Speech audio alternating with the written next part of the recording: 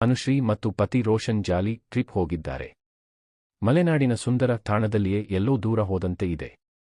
ಕೆಂಪು ಬಣ್ಣದ ಜೀಪ್ ಅಲ್ಲಿ ಪ್ರಯಾಣ ಕೂಡ ಮಾಡಿದ್ದಾರೆ. ಮಳೆಯಿಂದ ರಕ್ಷಿಸಿಕೊಳ್ಳಲು ಏನು ಬೇಕೋ ಆ ಎಲ್ಲ ತಯಾರಿ ಮಾಡಿಕೊಂಡೇ ಈ ಒಂದು ಟ್ರಿಪ್ಗೆ ಹೋಗಿದ್ದಾರೆ. ಮಳೆಯಲ್ಲಿ ಜೊತೆಯಲ್ಲಿ ಅನ್ನುವ ಹಾಗೆ ಸುರಿಯೋ ಮಳೆಯಲ್ಲಿಯೇ ಈ ಜೋಡಿ ಜಾಲಿ ಟ್ರಿಪ್ ಮಾಡಿದೆ. ಈ ಒಂದು ಟ್ರಿಪ್ನ ಕೆಲವು ಫೋಟೋಗಳು ಹೆಚ್ಚು ಇಂಟ್ರೆಸ್ಟಿಂಗ್ ಅನಿಸುತ್ತವೆ. ಮಳೆಯ ಹನಿಗಳ ಲೀಲೆ ಅಂತೀವಲ್ಲ, ಜೀಪ್ನ ಗ್ಲಾಸ್ ಮೇಲೆ ಮಳೆ ಹನಿ ಬಿದ್ದಿರೋದು ಇಲ್ಲಿ ಹೊಸ ಅನುಭವ ಕೊಡುತ್ತದೆ.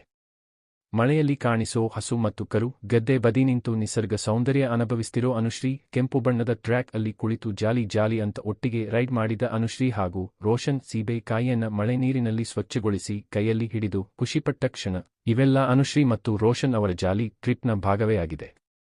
ಮದುವೆ ಆದ್ಮೇಲೆ ಎಲ್ಲರೂ ವಿದೇಶಕ್ಕೆ ಹಾರುತ್ತಾರೆ. ಆದರೆ ಅನುಶ್ರೀ ಸದಾ ಸರಳವಾಗಿಯೇ ಇರೋಕೆ ಇಷ್ಟಪಡ್ತಾರೆ. ಅದಕ್ಕೇನೆ ವಿದೇಶಕ್ಕೆ ಹೋಗದೆ ತಮಗೆ ಗೊತ್ತಿರೋ ಕೊಡಗು ಇಲ್ಲವೇ ಮಂಗಳೂರು ಕಡೆಯ ಊರಿಗೆ ಹೋದಂತೆ ಇದೆ. ಈಗಿನ ಫೋಟೋಗಳು ಈ ಭಾವನೆಯನ್ನೇ ಮೂಡಿಸುತ್ತಿವೆ. ಅನುಶ್ರೀ ತಮ್ಮ ಈ ವಿಶೇಷ ಟ್ರಿಪ್ನ ಒಂದಷ್ಟು ಫೋಟೋಗಳನ್ನು ಹಂಚಿಕೊಂಡಿದ್ದಾರೆ. ಅದಕ್ಕೆ ಸೂಕ್ತ ಅನಿಸೋ 2 ಲೈನ್ ಬರೆದಿದ್ದಾರೆ. ಆ ಸಾಲುಗಳು ಹೀಗೆ ಇವೆ: messy hair muddy tries capture with love.